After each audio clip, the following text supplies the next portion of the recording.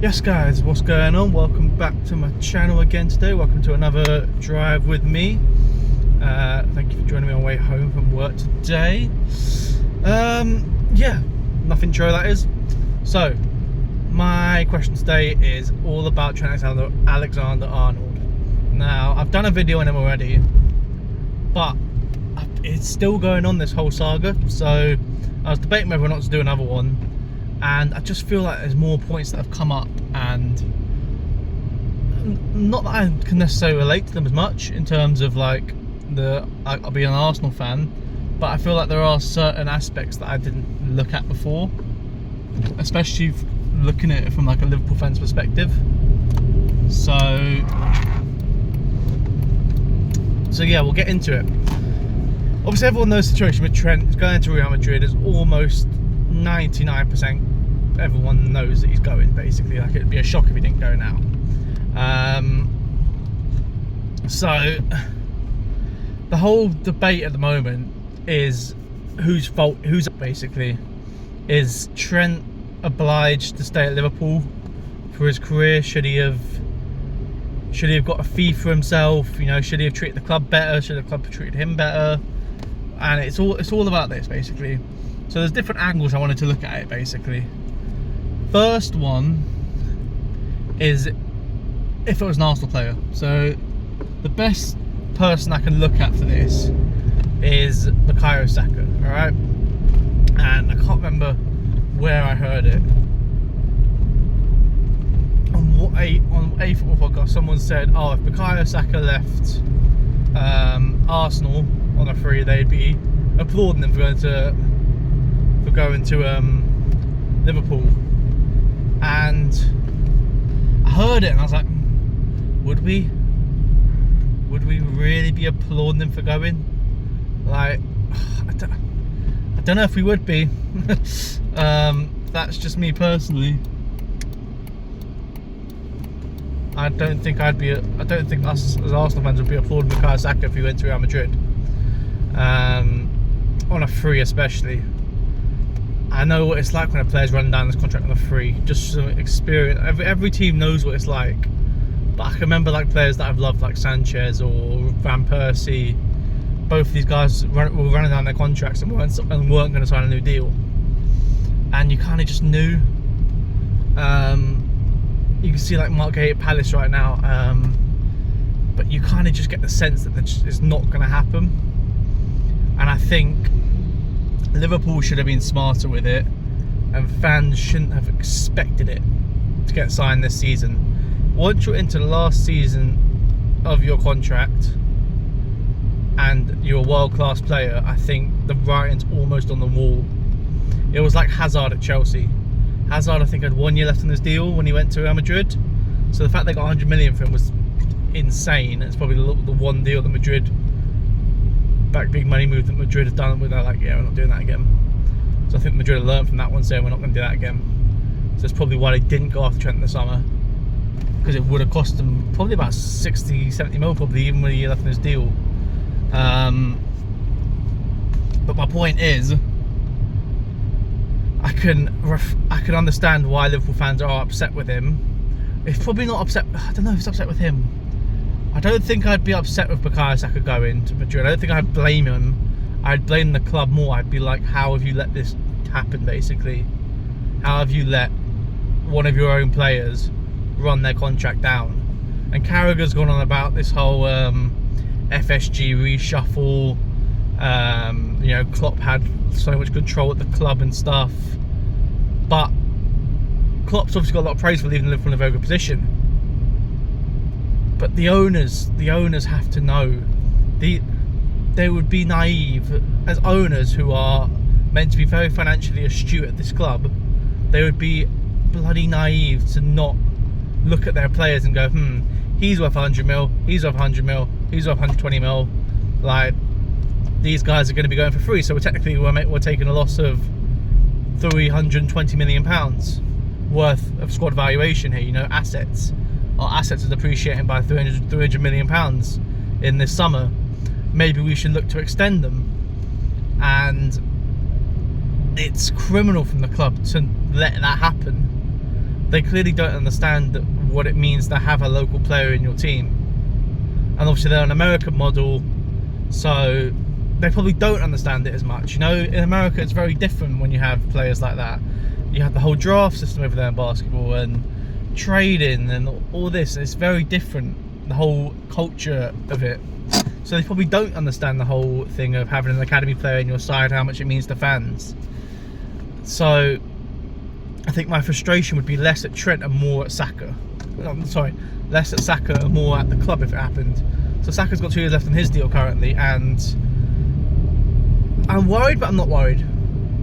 I think Saka knows how much he's loved by Arsenal fans. I think he sees it, he hears it. Like, you never hear an Arsenal fan criticising Saka. Like, we've backed him to the hill for almost years, basically. And maybe I'm being a bit harsh, but I feel like Trent might have not got that entire treatment from Liverpool fans. I think Gary Neville had a point in his podcast with Carragher about the fact that maybe Trent doesn't get as much love as other local lads and legends of the club. Maybe that's just my other thing with it is maybe it's because it's the, what did you call it? Like your bias. It's your bias to what's gone. It's your nostalgia. That's it. Sorry, completely mind blanked. It's the nostalgia of these players in the past that you just love. So when there's a current player, you don't show that same love. But I can say as an Arsenal fan, with Saka, there's this undying love basically for this player, which we just haven't had. So maybe it's something to do with the fact that Liverpool have had these players before. They've had these young players come through. You know, they've had Michael Owen, they had Steven Gerrard, they had Jamie Carragher, they've had Raheem Sterling. Obviously Sterling didn't stay, but I'm saying they've produced these talents before on a regular basis. So to get attached to them probably takes a lot, because obviously he's coming off like a Steven Gerrard. It might also be to do with the position he plays. I think it's hard to become as attached to like a right back. No, like, it's no disrespect to Trent. It's just saying that it's like what Gary Neville once said. No one goes out wanting to be a right back. I actually agree with that. I actually love being a full back, but big picture of things, no one wants to go up as a right back. So when people are looking at their favourite players, is Trent people's favourite Liverpool player? Don't think so. Gerrard almost definitely would have been. Also not Trent's fault, as he was part of a very successful Liverpool side where other players were also great. Whether when Gerrard won stuff, he was the best player in the side. You could argue Trent is up there with the best player in the side, but I don't think it would stand when you got Van Dijk and Salah. Even though he might technically be better than Salah or something like that, you know. So I think there's other factors to go into it. And then I look at Trent's angle with it, which I've mentioned before in terms of what he actually wants. Can Trent win the Ballon d'Or at Liverpool? No. It's the simple answer. It's no like if buts, like it's just no. Trent will never win the Ballon d'Or at Liverpool. I just don't think a Premier League defender can win the Ballon d'Or. I think if Van Dijk couldn't win it, well, in the year he probably should have won it, which I say he should have won it. He probably should have won it actually that year, because he was the most. You got Messi at the time. Messi's always the best player in the world. But I could say that Liverpool, without the impact of Van Dijk on that Liverpool side, would take Liverpool from being like top of Europe to mid-table in the Prem. That was that big a difference, I think, with Van Dijk. I think with the level he was at that season, he could have been he could have been at the same level as like a Messi that season in terms of his positional play. I'm not going to get drawn into that because I know I'm going to end up putting my foot in my mouth. But basically, he could have won it then. Arguably, should have won it then.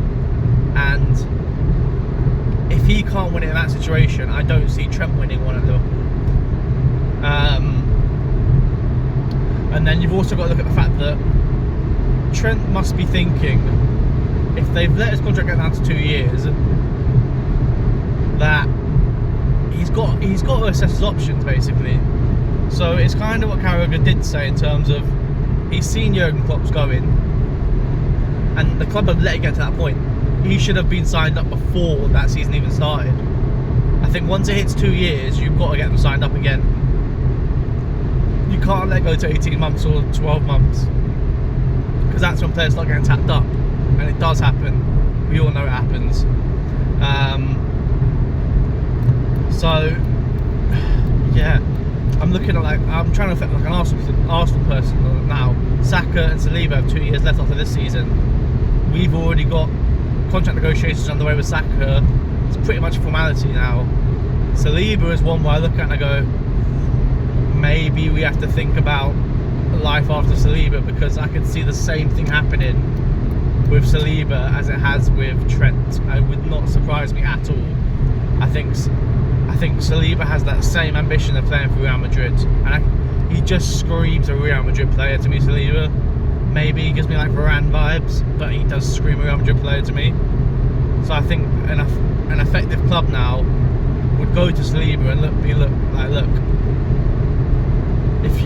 are you going to sign a deal or not? If it's a no, I think maybe you go back to him and you go, right, we will offer you another contract with a release clause in of 80 mil or whatever, like 90, 80, 100 mil.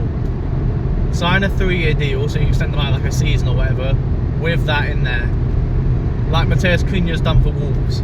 Like people were saying that Trent should have done, but with like Grealish. So that was like Grealish did for Aston Villa. £100 million. He didn't sign a release clause in it, but everyone knew it'd be 100 mil to get him out of there. He signed the 4-year deal. They got 100 mil for him. Bish bash bosh done. The thing is, it does require a gentleman's agreement. So if there's not a release clause in the contract that requires a gentleman's agreement, so you look at like a Harry Kane, he's supposed to have a gentleman's agreement with Daniel Levy to leave after he signed a new contract, and he didn't own up to it. Levy basically, he didn't pay up, he didn't let him go. So Trent's probably gone. This is what I think might have happened, is Trent's gone to them and been like, look, I'll sign your contract if there's a £75 million release clause, or there's a clause that if Real Madrid come in, you have to accept this sort of money, or like a team outside of Europe, a team outside of England comes in, this offer will be okay. And I think they've basically gone, no, that's not how it works. That would be my guess. Obviously, I have no idea. That's my guess from the outside about what might have happened.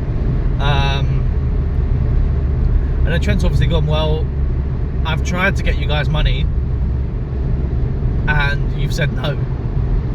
So he's held his hands up and gone, look, I've tried. And one day the truth will come out. It's like the whole Ashley Cole situation with Chelsea. One day the truth will come out about it. And to be fair, Ashley Cole's quite a good comparison to make, in a way, because Arsenal fans are obviously fuming that he went to Chelsea because he was one of our own and he got a lot of abuse for it. It's a bit similar in terms of Real Madrid, probably their European rivals. So I think that's the closest example we have in the past of it. And we didn't applaud him for going to, obviously it's very different Chelsea and Real Madrid, but you know what I mean. Back to the Ballon d'Or point, I think when Trent's obviously been tapped up by Real Madrid, there's definitely a conversation that's been had between Perez and Trent, and he's basically gone, look, you can't win the Ballon d'Or there. If you come to Real Madrid, maybe. And he's probably said, look, like, we have more of an influence over this Ballon d'Or. You are more likely to win the Champions League here. You're more likely to be on the big stage, compete with these big players, and get those votes for the Ballon d'Or here. And he's not wrong. And I think anyone would know that if you play for Real Madrid, you automatically have a better shot at the Ballon d'Or just from being at the club. You don't even need to win the Champions League. Just from being at the club, you have a better chance of doing it. So, yeah, I think that's the main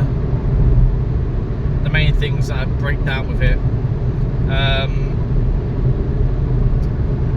trying to think of any other like angles you could look at it.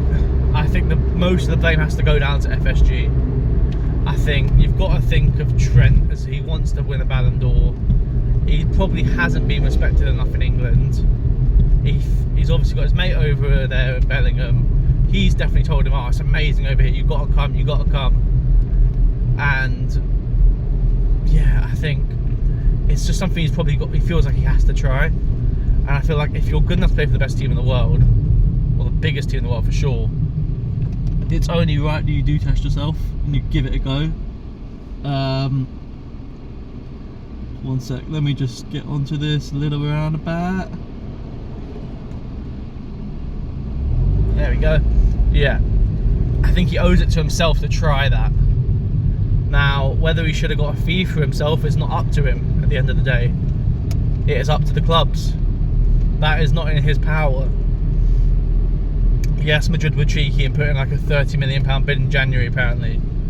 But if Liverpool wanted a fee, they should have gone to Real Madrid and be like, look, we don't want him to go on a free. We'll do business at 60 mil last summer. Like, as soon as it gets to that year, you've got to try and find a buyer, I think, unless you're willing to risk it. But if you're risking it of a 27-year-old player in their prime, a world-class player, you're asking for trouble. So I think Liverpool fans, I don't want to tell Liverpool fans how to feel because it's their club, it's their player, I understand. But I'm trying to think of an Arsenal player. If it was an Arsenal player in that situation, I would put my frustration towards the club and how it's been ran as opposed to the player. Because at the end of the day, the player is just trying to do what's best for his career. And if he feels that he's been disrespected by the club, or he can achieve more at another club, then you know you can clap him on with gritted teeth. I look at like Van Persie when he went to Manchester United. Bloody broke our hearts. He was a bit of a snake for it, we think, but at the end of the day, he made the right choice for his career. You know, I still look at him with fondness when I look back. And yeah, the players' careers are short in the end. They need to make the most of it. So, like I said, if it was Bukayo Saka moving, it would probably break every single Arsenal fan's heart. And I think the closest player I could say to Trent would probably be like a Saliba, who may not come through our academy, but it felt like we kind of raised him. You know, we did get him in when he was young, and he has been nurtured by the club. So I think I could see the same thing happening with him, and it'll be interesting to see how much those rumours persist with him and Real Madrid, because there's rumours about a £100 million bid that could happen this summer, and I don't know. I like to think Arsenal are very much more astute now when it comes to this situation, but we never heard any rumblings about Trent getting a bid in 2 years ago. Maybe FSG just thought, oh, everything's going well, you know, Klopp's doing well, team's flying, maybe we'll just, you know, sort it out.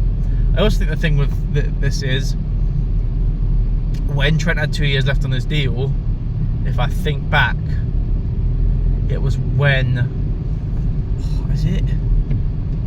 So this season, yeah, 2 years ago was when Liverpool came 5th, I believe, the season before. And obviously they had all the injuries and everything in their team, but they came 5th. So obviously Trent's 25 at that point, and they come 5th in the league. He's definitely looked at it and gone, do I want to be here in 2 years' time, still 5th in the league or whatever, still 4th in the league? And if anything, this season's probably helped him in terms of, he's gone, right, I've got them level on trophies with Man United now, level on titles with Man United. I've basically done what I set out to do. Like, we move. The thing that Carragher was going on about, oh yeah, he wants to put them second in the European trophies, like, No, I just don't see that as a relevant point. Like if I'm going in oh yeah, I got Liverpool to second in the European trophy rankings, it's like that, or you can play for the team with the most and you could probably win maybe 2 or 3. You might win one or 2 maybe with Liverpool, if that. He could win 2 or 3 in about 5 years at Madrid. So yeah, I think it's the best thing for Trent Alexander-Arnold's move, and it's best thing for his legacy. At the end of the day, his legacy is not just Liverpool, his legacy is his whole career. And if that means he can take his career to the next level, I personally think he should do it. And basically to hell with everything else. The price tag's not his issue. He's not gone to Real Madrid and said, nah, don't bid for me. At least we don't think so. He might, if he has gone to Real Madrid and said, no, don't bid for me, I'll come to you for free in 2 years' time, maybe I'd look at it and go, bit dodgy, mate, bit dodgy. But I think the chances of that are pretty slim. I think what's more likely to happen is Madrid have gone to him and gone, if you're still around in a couple of years' time, or his agent would be tapped up saying, Madrid have asked about your availability, do you want me to tell them you're not available? And he's just gone, nah, don't tell me I'm not available. And they've kind of just gone from there. Should Liverpool sold in January? Maybe, in hindsight. I don't think it made any difference in the league, really. It probably would have affected his legacy more, not finishing the season with them. They would have got £30 million of pure profit. So maybe they should have taken that money for him. You know, he's been injured as well. You look at it and go, has he done all that much since that bid came in? Not really. So, and they've gone out of, obviously, the Champions League in hindsight. Hindsight's 2020. Obviously at the time they sent him for 30 mil. Everyone goes, oh, bloody stupid, what are you doing?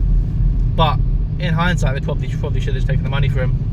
Got that 30 mil in, gives them an extra however much that is, like multiplied for next January, not January, for the summer, and gone from there.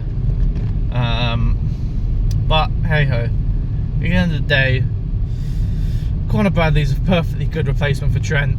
He's not a perfect replacement, he won't do the exact same thing, but FSG must have some sort of plan in place if this is how they want to run the club. But like I said, as a fan from the outside, if it was my player and my club, I would look a lot more at the people above who have let it get to this point, who clearly don't understand what it means to have a local player in their team.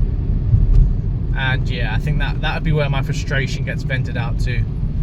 I think you've just got to kind of accept the fact that the players doesn't even necessarily want to go, he just wants to try his luck at the best team in the world. It's not like he's gone and off to like Bayern Munich or PSG or Atletico Madrid, you know, like, it's harsh to put Bayern Munich in that breath, but you know what I mean. There's like tiers to clubs. I think Real Madrid are top tier. Barcelona were up there. I think that the way Barcelona have been in recent years, I think they've dropped down to that second tier. I think Real Madrid are buying themselves in that top tier. If United was still a top club, they would be up there in that top tier. I think Barcelona in that second tier, with like a Bayern Munich, potentially Liverpool in there as well. Like they're in that second tier, and there's just Real Madrid by themselves at the moment. So it is a step up. It's not a sideways step like some people have said. It is a step up at the end of the day. And the financials of it as well, like he's going to secure a very healthy transfer fee from it basically, which Liverpool probably could have just taken. It's probably the January fee. It's probably about 30 mil.